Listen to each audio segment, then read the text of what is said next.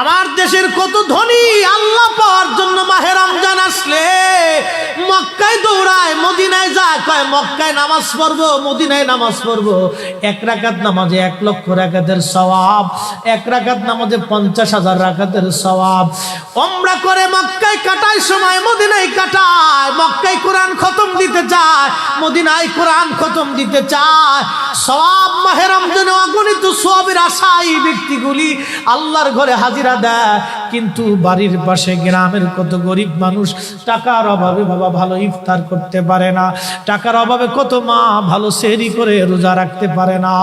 এই ধনীরা এই গরিব মানুষের ঘরে খাবার না দিয়ে আল্লাহরে পাওয়ার জন্য মক্কা মদিনায় দৌড়ায়। আল্লাহ ডাক দেখো, বান্দা একবার মরে দেখ, কায়দা মতো জুতা দিয়ে পিটামো, আমার বান্দারা না খায় ইফতার করবে, আর তুই আল্লাহ পাওয়ার জন্য মক্কায় আইছো, এমন আল্লাহ আমি ধরা দেব না। কথা বলেন ঠিক না বেঠিক?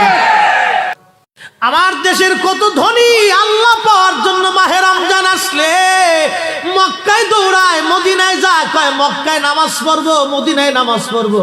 এক রাকাত নামাজে 1,00,000 রাকাতের সওয়াব, এক রাকাত নামাজে 50,000 রাকাতের সওয়াব।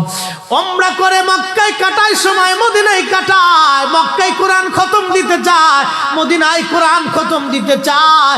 সওয়াব মাহে রমজানে অগণিত সওয়াবের আশায় ব্যক্তিগুলি আল্লাহর ঘরে হাজিরা দেয়, কিন্তু বাড়ির পাশে গ্রামের কত গরিব মানুষ টাকার অভাবে বাবা ভালো ইফতার করতে পারে না, টাকার অভাবে কত মা ভালো সেহরি করে রোজা রাখতে পারে না। এই ধনীরা এই গরিব মানুষের ঘরে খাবার না দিয়ে আল্লাহরে পাওয়ার জন্য মক্কা মদিনায় দৌড়ায়। আল্লাহ ডাক দেখো, বান্দা একবার মরে দেখ, কায়দা মতো জুতা দিয়ে পিটামো, আমার বান্দারা না খায় ইফতার করবে, আর তুই আল্লাহ পাওয়ার জন্য মক্কায় আইছো, এমন আল্লাহ আমি ধরা দেব না।